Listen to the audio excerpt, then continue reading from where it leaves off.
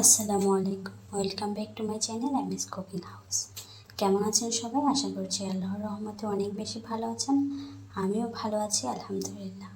তো আজকে আমি দেখাবো কোরবানি ঈদে কিন্তু আপনারা সবাই বড়ি কম বেশি খেয়ে থাকেন। আমি আজকে দেখাবো খুবই সহজে বট বা বড়ি রান্নার রেসিপি। তো চলুন শুরু করি। এখানে আমি কিছু বট নিয়ে নিয়েছি, আর বটটাকে আমি এবার সামান্য একটু লবণ দিয়ে দিলাম, আর দিয়ে দিচ্ছি হাফ চা চামচ হলুদ গুঁড়া, আর দিয়ে দিচ্ছি গরম মশলা হাফ চা চামচ। এবার দিয়ে এগুলোকে আমি প্রেশার কুকারে দিয়ে দিচ্ছি। সামান্য একটু পানি দিয়ে আমি প্রেশার কুকারে বসিয়ে দিলাম। 3 থেকে 4টে আমি সিটি দিয়ে নেব। তো এটা আমি প্রেশার কুকারে এক সাইডে বসিয়ে দিচ্ছি। বসিয়ে দিয়ে আমি অন্য পাশে আরেকটি ফ্রাই প্যান বসিয়ে দিয়েছি।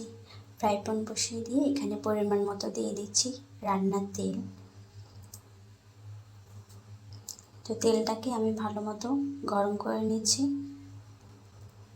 গরম করা হয়ে গেলে এবার এখানে দিয়ে দিচ্ছি 3টে বড় সাইজের পেঁয়াজ। পেঁয়াজগুলোকে একটু নেড়ে চেড়ে ভেজে নেব। হালকা একটু ভাজা হয়ে গেলে এখানে দিয়ে দেব 4-5টি কাঁচামরিচ, আর দিয়ে দেব তেজপাতা 3-4টি দারুচিনি দিয়ে দিচ্ছি, আর দিয়ে দেব কিছু আস্ত রসুন। এই রসুনটা দিলে অনেক বেশি ভালো লাগে।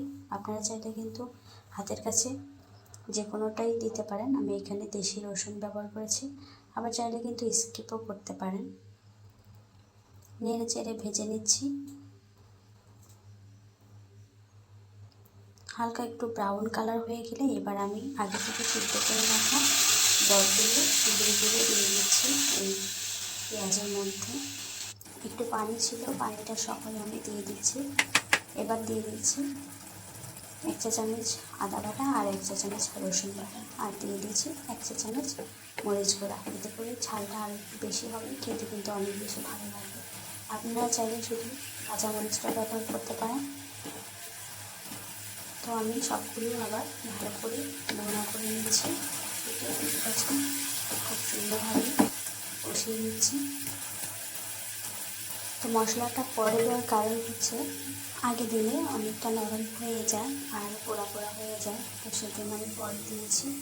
আগেকার দিনে মাদেরকে দেখতাম ওরা কয়েকদিন জাল করার পরে কিন্তু এই বড়িটা খেত, আর এখন এভাবে প্রসেস করে আপনারা খেলে কিন্তু দিনেরটা দিনেই আপনারা রান্না করে খেতে পারবেন।